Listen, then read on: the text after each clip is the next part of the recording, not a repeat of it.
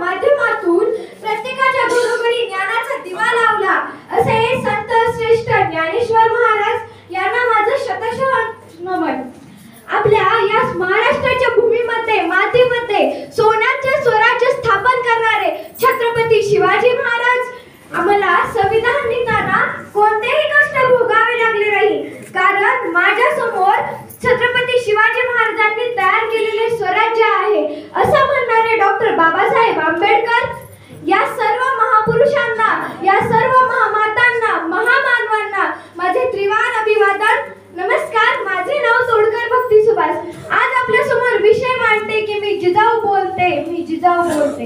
होय आम्ही आलो तुमच्या आऊसाहेब राजमाता जिजाऊ मासाहेब या स्वराज्याची पवित्र माती पुन्हा एकदा आम्हाला आमच्या मस्तकी लावण्याचं सौभाग्य आम्हाला या आई जगदंबेच्या कृपेमुळेच लाभलेलं आहे. म्हणून आई जगदंबेला आमचे खूप सारे धन्यवाद सुद्धा. मित्रांनो, मावळ्यांनो, माझ्या एक काळ असा होता ज्यावेळी या महाराष्ट्राच्या भूमीमध्ये, मातीमध्ये, या मराठ्यांच्या मातीमध्ये परकीयांची सत्ता येथे येऊन थया थया नाचत होती. त्यावेळी आपले मराठ्यांचे सैन्य हे मुघलांच्या आरमारात खितपत पडत होते. शेतकरी सुद्धा आपल्या हाडाचं पाणी करून जगत होतं. आणि अशा परिस्थितीमध्ये आम्ही सिंदखेडच्या म्हाळसराणी आणि लखुजीरावांच्या घरी जन्माला आलो. तेव्हा दारादारांमध्ये रांगोळ्या काढल्या गेल्या, प्रत्येकाच्या घरी तोरणे लावण्यात आली, हत्तीवरून साखरही वाटण्यात आली आणि आमचं नाव जिजा ठेवण्यात आलं. जिजा म्हणजे जय आणि विजय. जिजाचा अर्थ होतो जय आणि विजय. आमच्या आजूबाजूला सतत सरदारांची वर्दळ, युद्धांचे डावपेच आणि न्यायनिवाडे तर नित्यचेच आणि रयतेची गाराणी सुद्धा. असे होते आमचे बालपण. आम्ही युद्धकलाही पारंगत केली होती. त्यावेळी आम्ही 700च्या वर मुलींची एक फौज तयार केली होती. आणि जेव्हा आम्ही सकाळी रपेट करायला जायचो तेव्हा गावाकुसातल्या काही बायका आमचं कौतुक करायच्या आणि काही नाकही मोडायच्या, काही म्हणायच्या कसं होणार या पोरींचं. पण आम्ही मनात एक निश्चय केला होता की आम्ही स्वतः सोबत इतरांचंही रक्षण करायला शिकणार आणि त्यासाठी आम्ही भरपूर प्रयत्न केले. राणींच्या इच्छेखातर आम्ही 7 भाषाही शिकल्या. मराठी, उर्दू, संस्कृत, हिंदी, अरबी, फारसी, कन्नड. रामायण महाभारताबरोबरच आम्ही नामदेवांची गाथा, कबीरांचे डोह, पुराण यासोबतच आम्ही भरपूर सारे ग्रंथही वाचले आणि ते समजूनही घेतले. त्यानंतर आमच्या मनात एक प्रश्न निर्माण झाला की धर्म म्हणजे काय? धर्म म्हणजे कर्मकांड? मुळीच नाही. आम्ही तलवार घेऊन लढाई करतो ती कोणत्या जाती किंवा धर्मासाठी नाही आणि कोणत्या परकीयांची चाकरी करण्यासाठी नाही.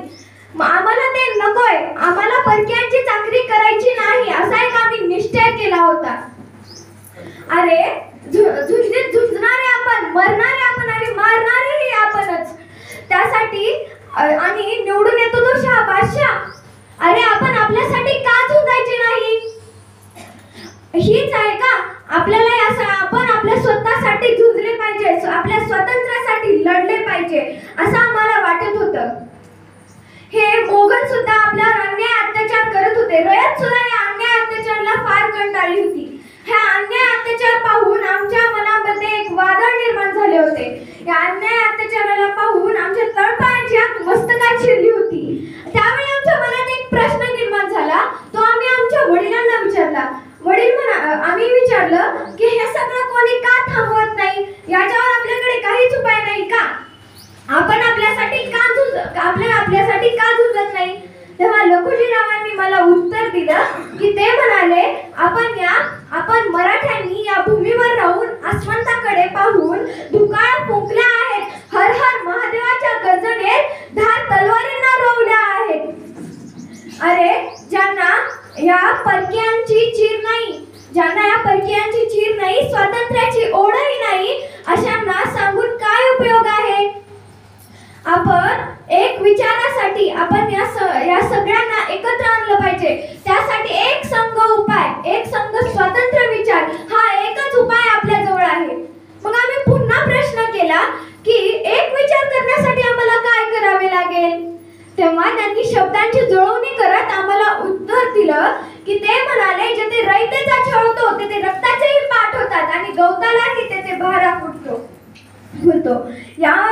या मातीमध्ये असणाऱ्या उमलणाऱ्या जमिनीतील उमलणाऱ्या गवतांना, भालांना, फुलणाऱ्या या स्वातंत्र्यापासूनच जीवनदान मिळतं. या स्वातंत्र्याच्या सूर्यापासूनच जीवनदान मिळतं. आणि हा सूर्य काही सहजासहजी वर येत नाही. त्यासाठी आपल्याला या पारतंत्र्याचा श्वास कोंडा करावा लागतो. त्यासाठी आपण भरपूर प्रयत्न केले पाहिजेत. हातात तलवार घेऊन घाव घातले पाहिजेत आणि मृत शरीराला जागे केले पाहिजे. मशाली हातात घेऊन लढाया केल्या पाहिजेत. त्यांचा एक एक शब्द आम्ही आमच्या मनामध्ये साठवत होतो.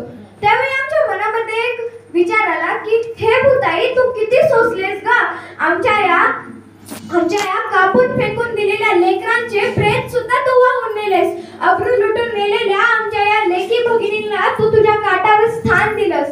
पण आता तू विजायचं नाही तर पेटायचं. आणि कसं पेटायचं हे आम्ही तुला सांगू. आमचा हा विश्वास शहाजी राजांना ठाऊकच होता. त्यानंतर काही दिवसांनी शहाजी राजे आणि आमचा विवाह झाला. आमच्या मनामध्ये एक स्वातंत्र्याची पहाट दिसत होती. सुद्धा दिसत होती. आमच्या गर्भामध्ये एक अंकुर वाढत होते. आम्हाला एकूण 6 अपत्ये झाली. पहिले संभाजी राजे, नंतर 4 आणि शेवटचे शिवाजी राजे. शहाजी राजे हे विजापूरचे सरदार असल्यामुळे तेथे आमचे जाणे येणे सतत चालू असायचे. बऱ्याच वेळा तेथे नाच गाण्याचा कार्यक्रम सुद्धा होत होता. आणि अशाच एका कार्यक्रमासाठी संभाजी राजांनी शिवाजी राजांना विचारलं की येणार का बाईचा नाच बघायला. तेव्हा शिवाजी राजे मात्र मातृभक्त ते आमच्या जवळ येऊन आम्हाला म्हणाले, अहो साहेब, आपल्या इथे एक नाचणारी बाई आली, आम्ही तिचा नाच बघायला जाऊ का. पण आम्हाला